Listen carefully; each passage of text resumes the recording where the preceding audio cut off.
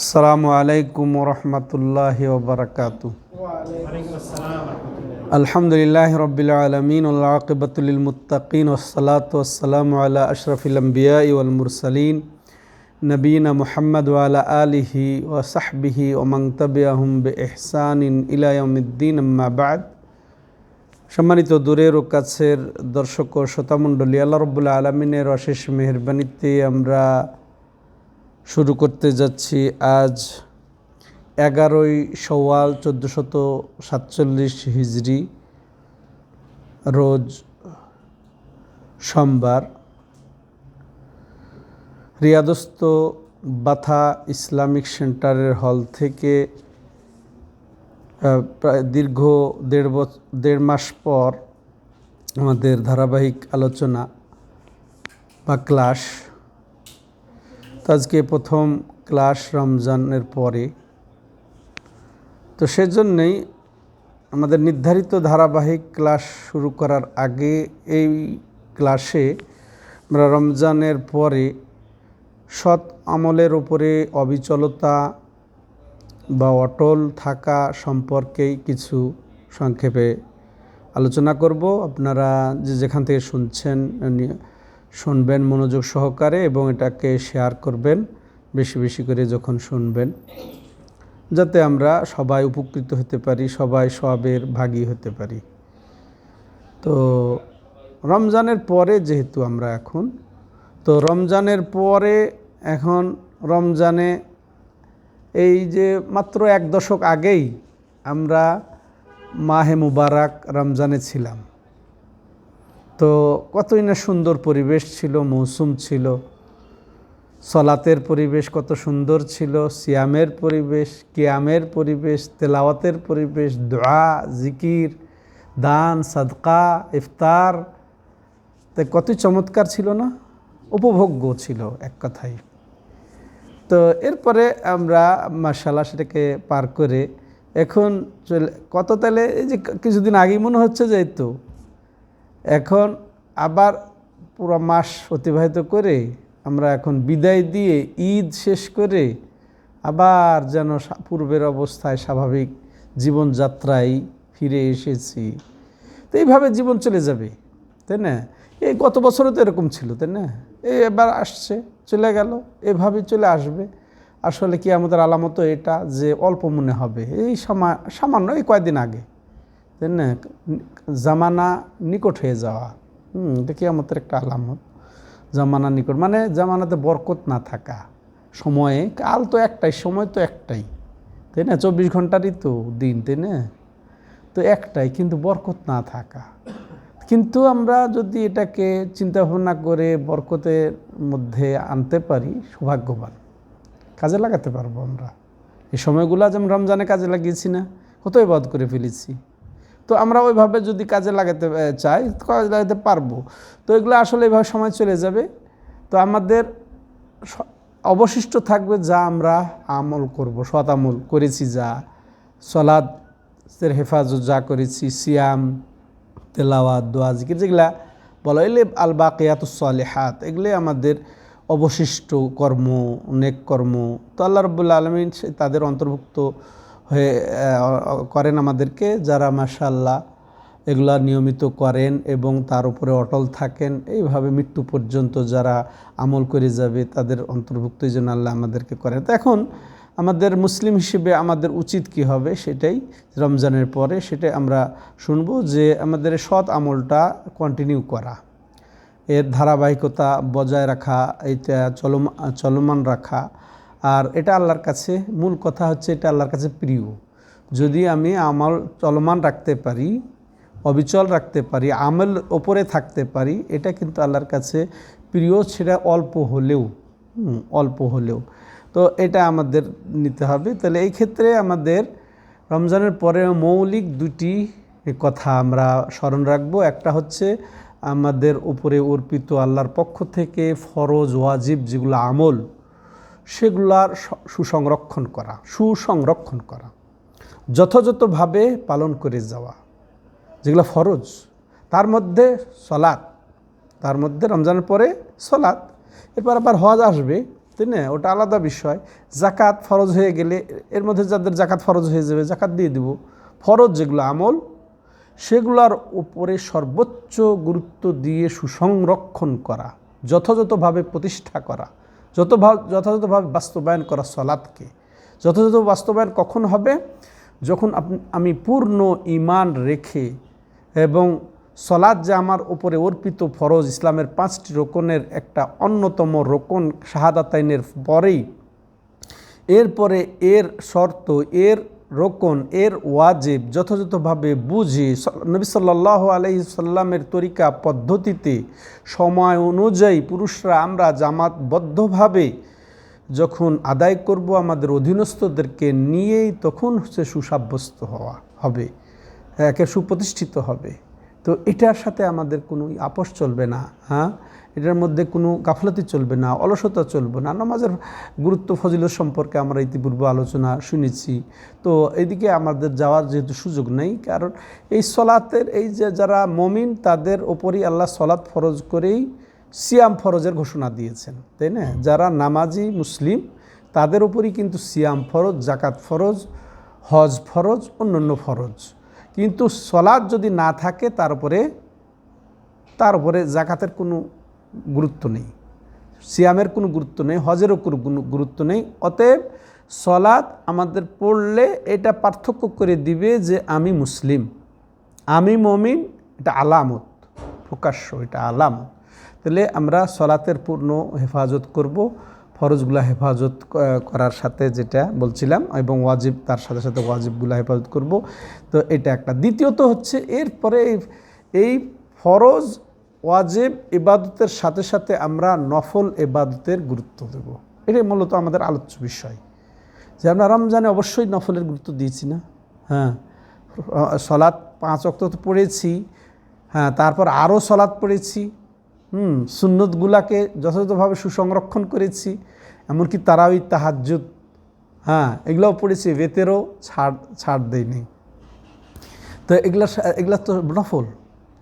তাহলে এই নফল সলাৎ আমরা আদায় করব, তার সাথে সাথে নফল সিয়ামও তো আছে, দান খয়রাত। আমরা জাকাত, খুব ফরজ জাকাত দেওয়ার জন্য খুব তৎপর ছিলাম এই রমজান মাসে, তেলাওয়াত খুব করেছি নফল। তাহলে নফল আমাদের ইবাদত চলমান রাখতে হবে।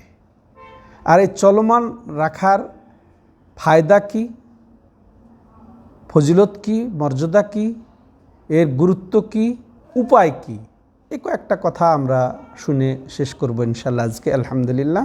তো বলছিলাম যে তাহলে মৌলিক দুটি কথা, ফরজের যথাযথ সুসংরক্ষণ করা, দ্বিতীয় ফরজ সুসংরক্ষণের পরে আমাদের নফলের গুরুত্ব দেওয়া, তাই না? নফলের গুরুত্ব দেওয়া, নফলের প্রতি মনোযোগী হওয়া, নফলের প্রতি অবিচল থাকা, অটল থাকা, এটাই। হ্যাঁ, এমনি তো ফরজ সবসময় পড়তে হবে, আদায় করতে হবে, নাহলে তো ইমানই থাকবে না, তাই না? তো তো আজকের আলোচ্য বিষয় মূলত আমাদের নফল ইবাদতের ধারাবাহিকতা অব্যাহত রাখা, চলমান রাখা, হ্যাঁ, এর সাথে আর অলসতা না করা, পিছিয়ে না থাকা।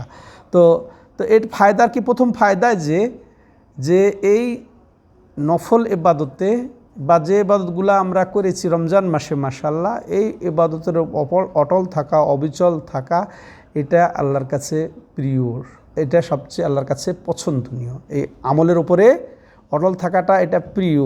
তাহলে আল্লাহর কাছে যেটা প্রিয় সেটা আমার কাছে প্রিয় না হওয়াটা কেমন কথা? তাহলে অবশ্যই আমার কাছেও প্রিয় হতে হবে। আর এটাই রাসূলুল্লাহ সাল্লাল্লাহু আলাইহি ওয়াসাল্লামের হাদিসও এসেছে, আমি পরবর্তীতে বলবো, যে আল্লাহর কাছে প্রিয় আমল হচ্ছে যে কন্টিনিউ করা, যদি সেটা কম হোক না কেন, সেটা অল্প হলেও সেটা যেন চলমান থাকে। দ্বিতীয় ফায়দা হচ্ছে যে আচ্ছা, অল্প থেকে তো বেশি হয়, অল্পতে কি হয়? বেশি হয়ে যায়, তাই না? বিন্দু বিন্দু জলে হয় সিন্ধু, সুবহানাল্লাহ। তাহলে এই বিন্দু বিন্দু এক ফোঁটা ফোঁটা পানি দিয়েই তো আপনার নদী বয়ে যায়, হ্যাঁ, সাগরে হয়ে যায়। তো এক ফোঁটা না হলে কেমনে ওই যে বেশি হবে? তাহলে অল্প অল্প করতে করতে বেশি হয়ে যাওয়া। তাহলে এটা আমরা বুঝতে পারছি কি ফায়দা, যে অল্প অল্প করলে আমাদের বেশি হয়ে যাবে। তো আমরা নফল অল্প অল্প করি না কেন? ফরজের তো আর কমানো যাবে কি? যা আল্লাহ ফরজ করেছেন সেটা পূর্ণ করতে হবে। তাহলে উদ্দেশ্য কি আমাদের? নফল। অল্প হলেও আমরা যেন অবিচল থাকি, কন্টিনিউ করি, ধারাবাহিকতা বজায় রাখি, তাহলে এটা অনেক বেশি হয়ে যাবে। যেমন মনে করেন তার কথা, আমরা কেউ যদি এই যে সালাতুদ দোহা, যেটা চাশতের নামাজ আমাদের সমাজে বলা হয়, হ্যাঁ, ইশরাকের নামাজ বলা হয়, তো ওই সালাতুদ দোহা যদি আপনি 2 রেকাত করে প্রতিদিন পড়েন, কিন্তু প্রতিদিন পড়েন, তাই না? তাহলে কি হবে? কথার কথা, আপনি এই 2-1 দিন 8 রাকাত করে পড়লেন, 6 রাকাত করলে পড়লেন, সেগুলো পড়া যায়, তাই না? কিন্তু মাঝখানে আর খবর নেই।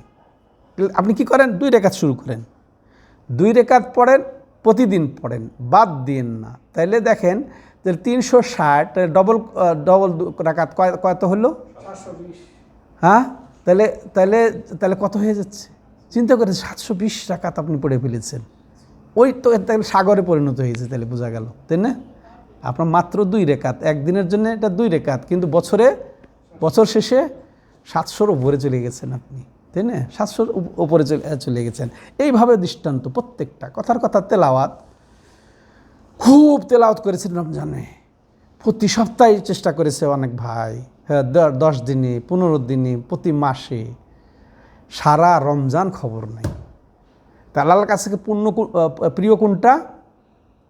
যে কন্টিনিউ করা। খালি এক রমজানই, শুধু রমজানই আমরা আল্লাহকে স্মরণ করব, তেলাওয়াত করব আল্লাহর কালাম, আর 11 মাস আগের খবরই থাকবে না। না, আপনি শুরু করে দেন। হ্যাঁ, যদি আপনি প্রতিদিন কত 5 পৃষ্ঠা 4 পৃষ্ঠা পড়লেও আপনার খতম হয়ে যাবে মাসে।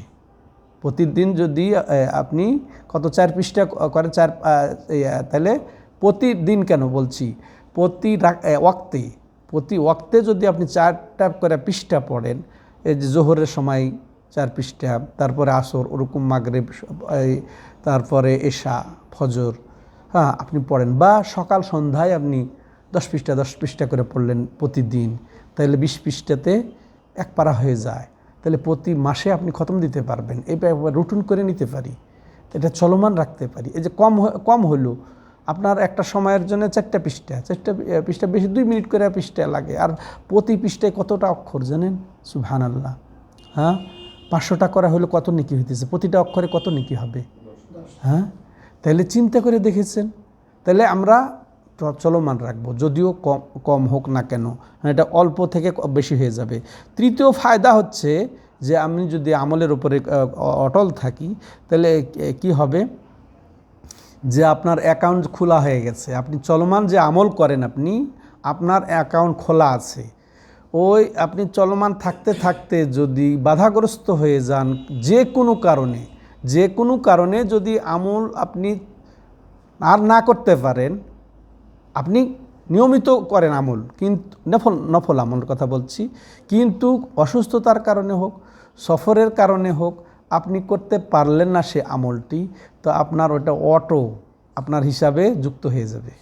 হ্যাঁ, যেমন অনেক অফিস আছে না, অনেক কোম্পানি আছে না, যে আপনি মাশাআল্লাহ আদর্শ কর্মী, আদর্শ স্টাফ, হ্যাঁ, তো আপনি যদি অসুস্থতার কারণে হোক, যে কোনো কারণে হোক, আপনি যদি আসতে না পারেন, স্যালারি কাটে না, এরকমই এটা। তো আল্লাহ রাব্বুল আলামিন ওই আপনার তাহাজ্জুদের সব থেকে আপনাকে বঞ্চিত করবে না। ওই যে আপনার চাশতের নামাজের কথা বললাম, ওটার থেকে আপনাকে বঞ্চিত করবে না। আপনি বৃহস্পতিবার সোমবার সিয়াম পালন করেন, অসুস্থতার কারণে, সফরের কারণে রাখতে পারলেন না, আপনাকে আল্লাহ রাব্বুল আলামিন বঞ্চিত করবেন না, মাহরুম করবেন না। আপনি যেন ওই সিয়াম রেখেছেন, আপনি যেন মাশাআল্লাহ ওই তাহাজ্জুদ পড়েছেন, আপনাকে আল্লাহ রাব্বুল আলামিন মাহরুম করবেন না। তাহলে এটা চলমান থাকবে। তাহলে এই গেল উপকারিতা। এবার এটা আমরা শুনবো কি ফজিলত কি, এর মর্যাদা কি, এই চলমান থাকা আমলের উপরে চলমান থাকার মর্যাদা কি? তো মর্যাদা হচ্ছে যেটা শুনলাম, যে আল্লাহর কাছে সবচেয়ে প্রিয় আমল যেটা চলমান থাকে, নিয়মিত হয়, হ্যাঁ, যদিও সেটা কম হোক না কেন। কেন রাসূলুল্লাহ সাল্লাল্লাহু আলাইহি ওয়াসাল্লাম বলেছেন, আহাব্বুল আমালি ইলাল্লাহি আদওয়ামুহু ওয়া ইন কাল, যে এটা সহিহ বুখারী সহিহ মুসলিমের হাদিস, যে আল্লাহর কাছে প্রিয়তম আমল হচ্ছে যেটা চলমান হয়, নিয়মিত হয়, সেটা যদিও কম হোক না কেন। হ্যাঁ, তাহলে কত বড় ফজিলত এখানে।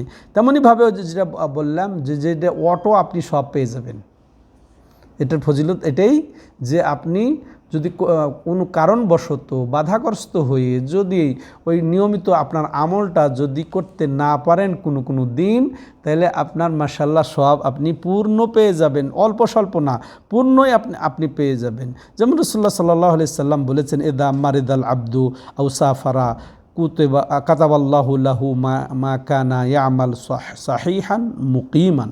সহিহ বুখারীর হাদিস, যে ব্যক্তি যখন অসুস্থ হয়ে যায় বা সফর করে, তো আল্লাহ রাব্বুল আলামিন তাকে ওই রকমই সওয়াব দেবেন, হ্যাঁ, যাতে সে সুস্থ অবস্থায় বা যা মুকিম অবস্থায় সফর না করে যেরকম যা আমল করত ওটা যা পালন করলে তাকে ওই সওয়াবই আল্লাহ রাব্বুল আলামিন দিবেন, সফররত হলেও এবং অসুস্থ হইলেও। আর কি চান? সেই বুখারী হাদিস। তাহলে আমরা কেন পিছপা হব, অলসতা করব? তেমনইভাবে এর ফজিলতের অন্তর্ভুক্ত হচ্ছে আল্লাহ রাব্বুল আলামিন মহব্বত করা শুরু করেন এই লোককে, যে নিয়মিত আমল করে এবং আল্লাহ বন্ধু বানিয়ে নেন। তা আল্লাহর বন্ধুত্ব অর্জন করা, আল্লাহর মহব্বত অর্জন করা কম বড় সৌভাগ্যের কথা। হ্যাঁ, তাহলে আমরা চলমান রাখবো আমলে।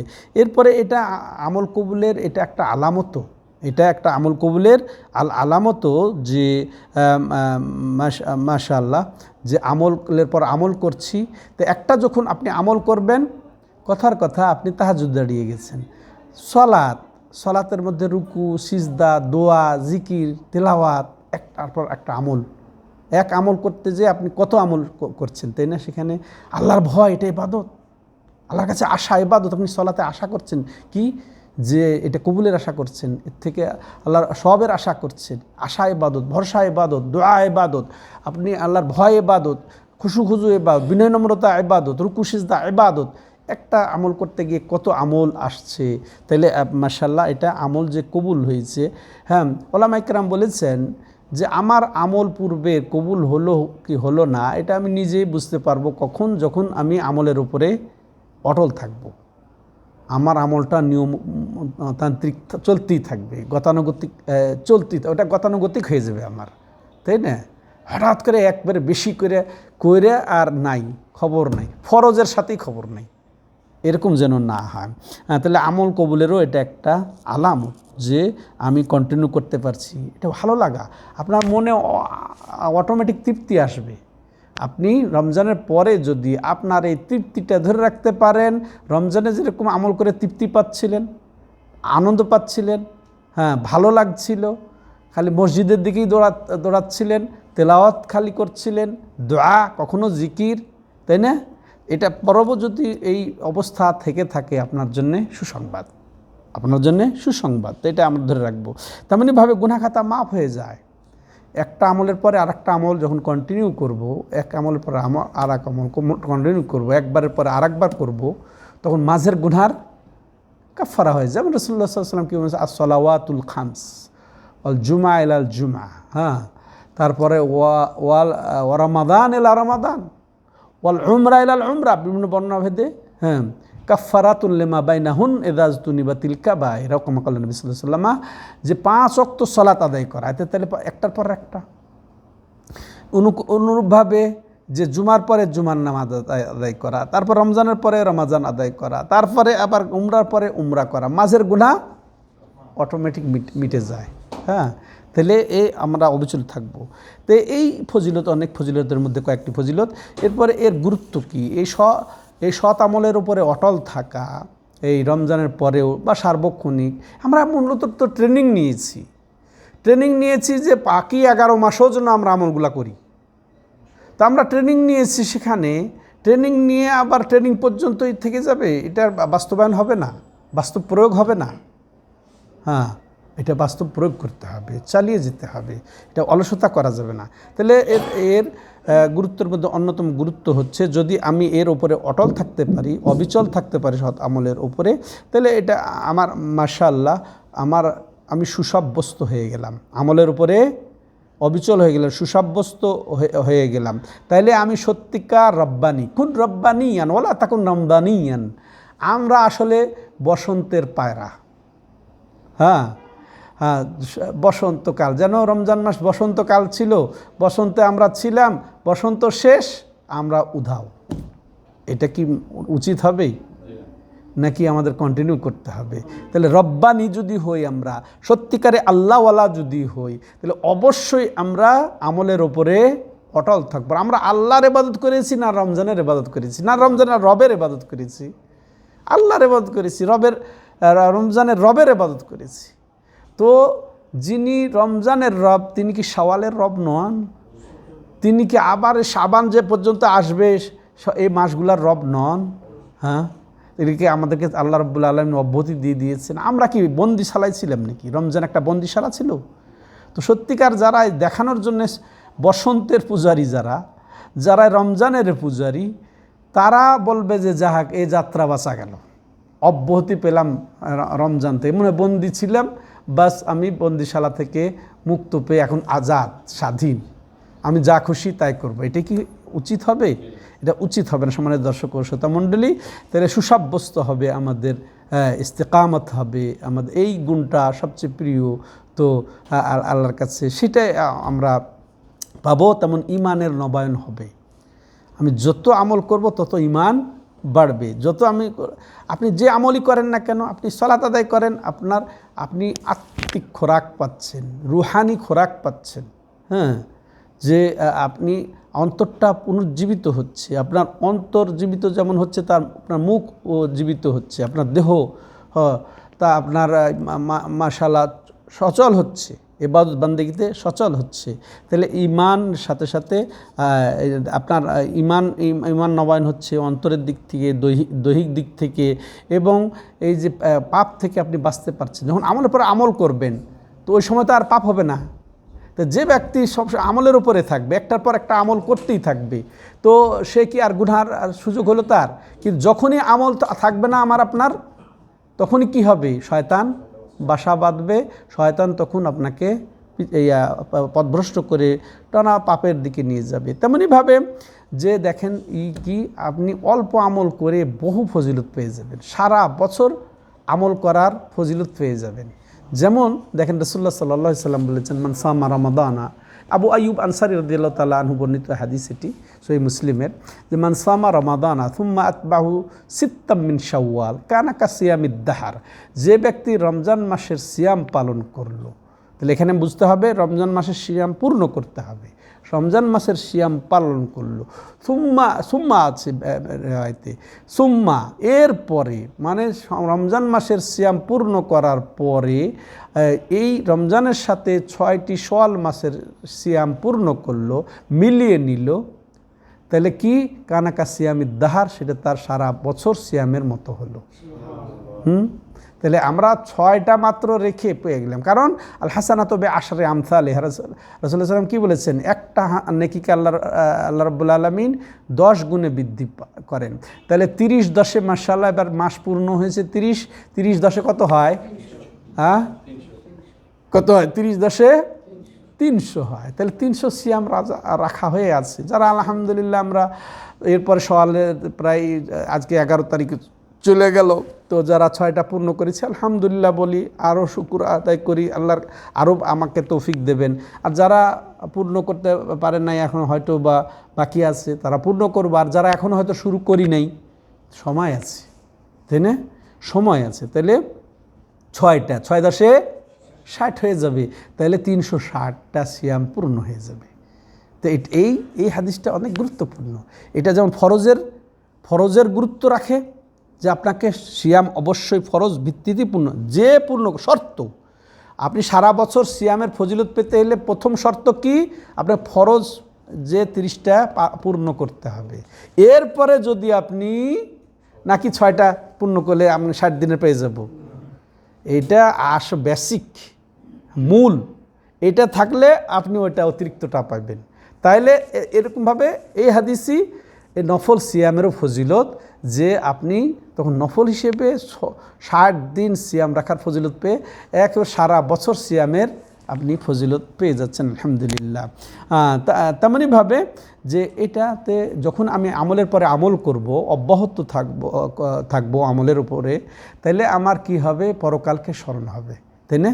তাহলে আমার পরকালকে স্মরণ হলে তখন মাশাআল্লাহ মৃত্যুর জন্য, যে পরকালে স্মরণ হবে, সে তখন মৃত্যুর জন্য প্রস্তুত থাকবে না?